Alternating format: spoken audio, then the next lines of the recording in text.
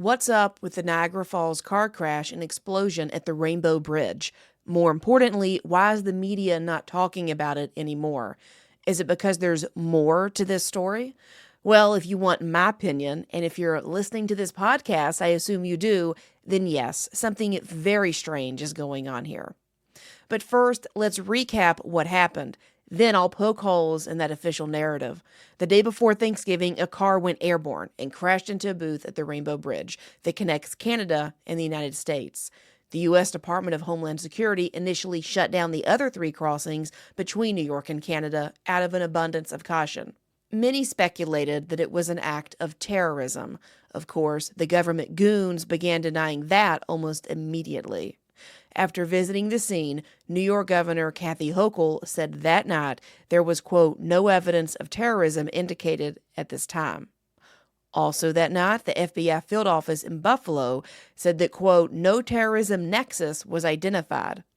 The incident was being investigated by the Niagara Falls Police Department Crash Management Unit, but no word on their results yet. Now begins the cacophony of fear-mongering that always comes with these events. Niagara Police Chief Brian McCullough said, quote, I think what we saw on Wednesday was really the speed at which misinformation spreads in today's environment of social media and how quickly it can spiral. Now, he didn't give any specific information, but he did deny the terrorism claims, saying, quote, none of that information was accurate. None of it was corroborated. Yet that didn't stop individuals, and in some cases, media outlets, from putting that information out.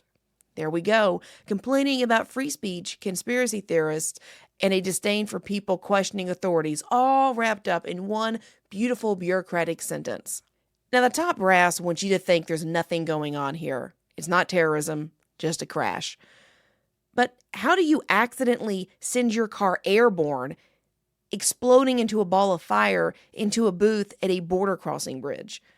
And if it's not an accident and not terrorism, then what was it, suicide? That's where things get interesting, because the couple that died showed no signs of wanting to die, at least that we know of. In fact, their lives indicate the exact opposite. Kurt P. Villani and his wife, Monica Villani, lived in Grand Island, New York. They were both 53 years old and, by all accounts, living their best life. That car they crashed was a 2022 Bentley that cost $300,000. They owned 8 Ace Hardware locations in Erie County. The Grand Island Chamber of Commerce says the family purchased another plot of land in the center of town recently. A friend of the family described the couple as, quote, quietly philanthropic.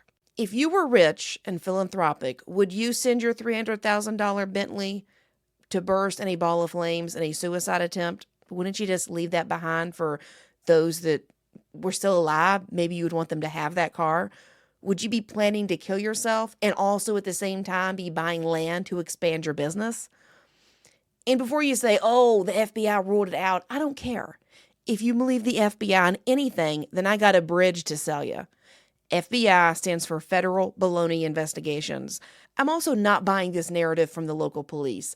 I mean, half of all homicides in the United States go unsolved. So stop crediting the police with the crimes you see solved on Dateline. That's television. In reality, your local police is failing you. Either they're too ignorant or too lazy. You be the judge.